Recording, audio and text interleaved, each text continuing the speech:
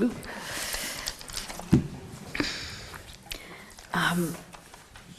You might have heard me say this before, and it might not have been at this time of year.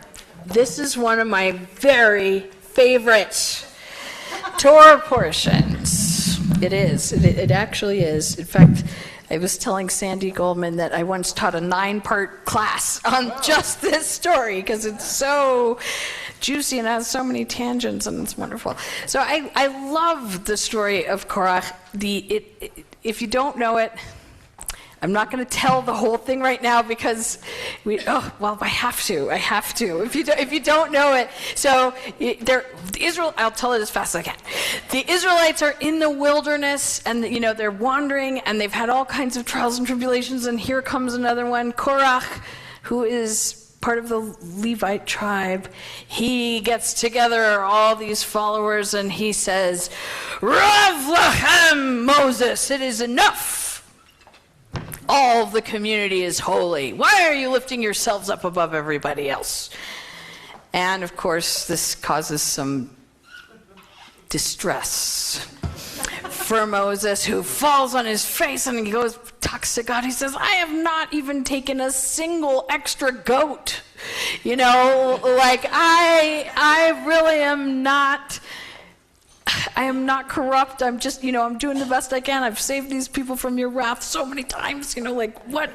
And so anyway, there's this big showdown, and Moses says, "Rav lachem Korach, it's enough of you. And, if God's on my side, if God's on your side, then this will be an ordinary day. But if God's on my side, then something amazing is going to happen, like the earth is going to open its mouth and swallow you alive," or something like that. And so they meet at dawn with their fire pans ready. And lo and behold, God was on Moses' side. So the earth opens its mouth and it swallows Korach and his followers, and they go down into Sheol. And there's a lot of stories about what actually happens to them, which are wonderful, which I won't tell now. But this is followed by subsequent supernatural horrors where there's this fire, and then there's a plague, and there's all this stuff. And the bad guys, the Torah's perspective on who's the bad guy, they go away, and Moses wins, and things go on. Okay, so that's the story. And as a feminist, egalitarian, reconstructionist, I've always had this little soft spot in my heart for Korach, right? I find myself taken in by his initial message, right?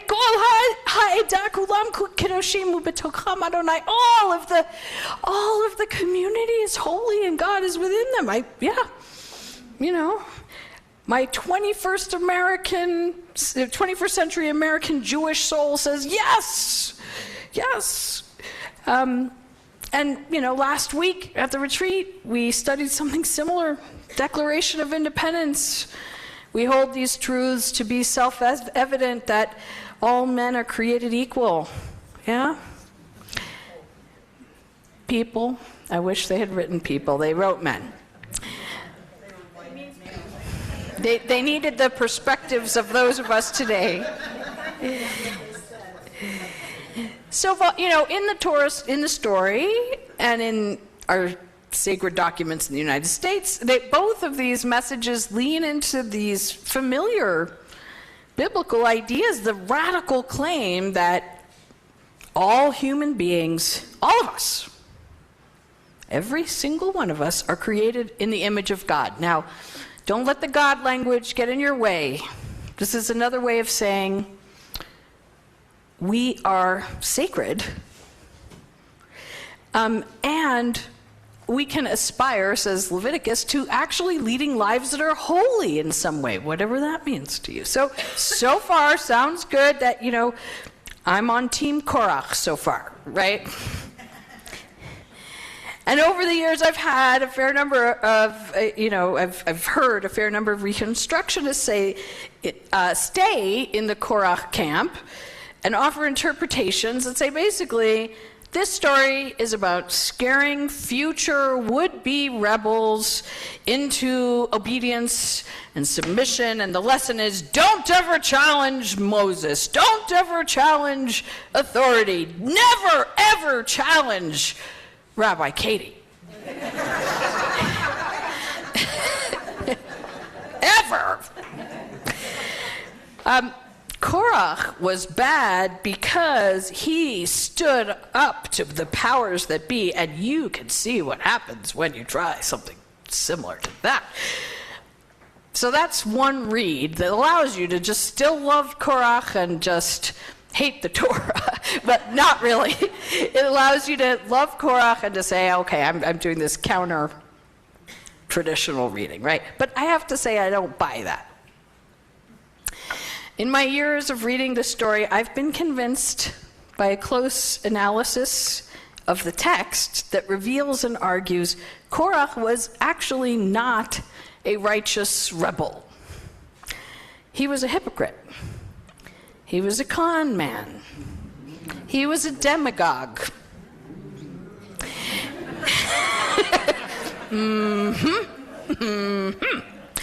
He was using rhetoric of egalitarian power sharing and criticizing the elite, but only so that he himself could take over.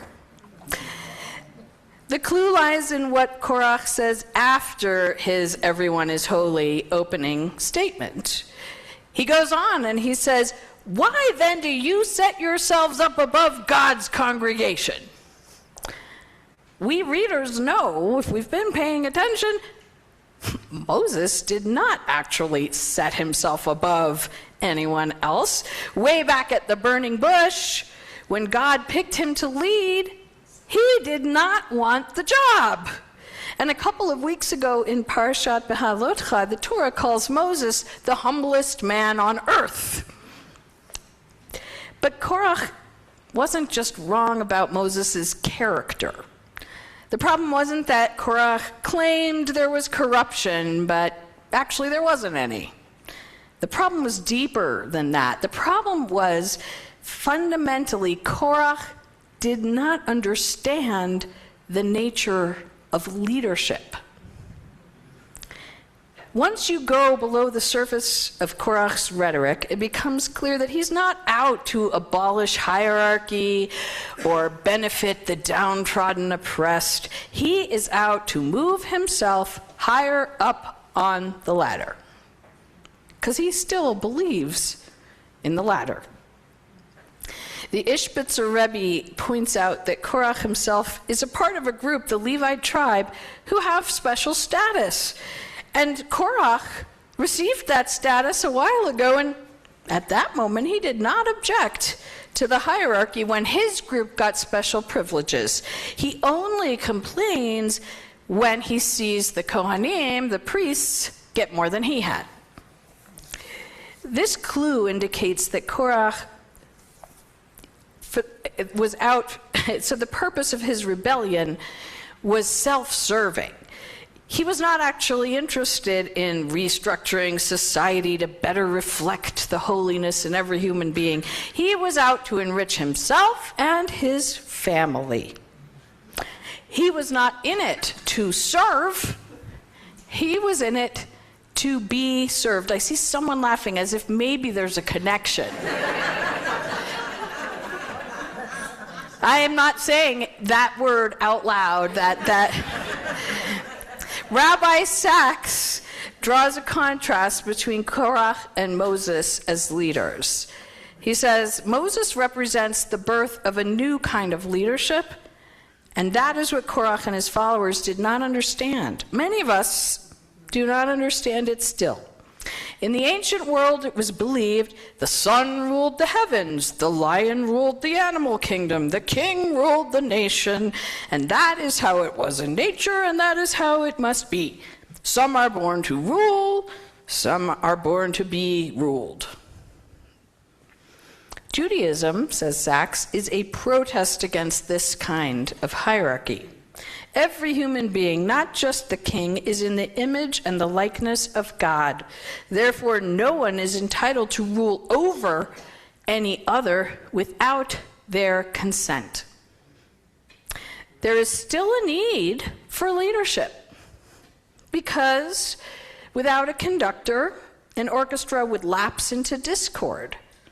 But in a social order in which everyone has equal dignity in the eyes of heaven, a leader does not stand above the people. He serves the people, and he serves God.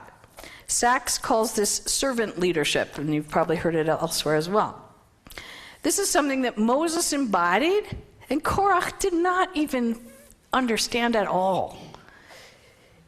In our moment, as the romance of rebellion is thick in the air, as our nation approaches the 250th anniversary of our founding revolution, while our head of state heroizes a mob who went on a rampage to stop the peaceful transfer of power because they believe that they were part of a righteous rebellion,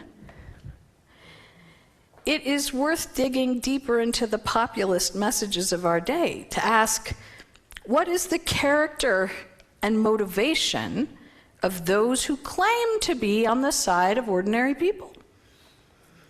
What does leadership and government look like if we truly honor the holiness and dignity of every human being?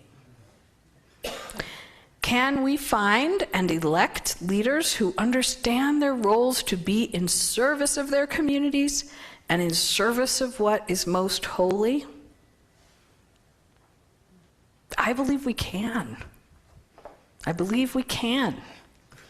I believe those people are out there because I see those kind of people in here today, in this room. And I don't really think people are that different out there than they are in here. And I think when we're cynical and we stop believing that people can have integrity and leaders can lead for the sake of the good of our community, then we give up the fight or we sink down to the lowest common denominator and make no difference at all. So I hope all of us can believe in our own holiness and in the potential of leaders to rise up to that potential in themselves and to serve the communities that they lead. Ken Yehi Ratzon.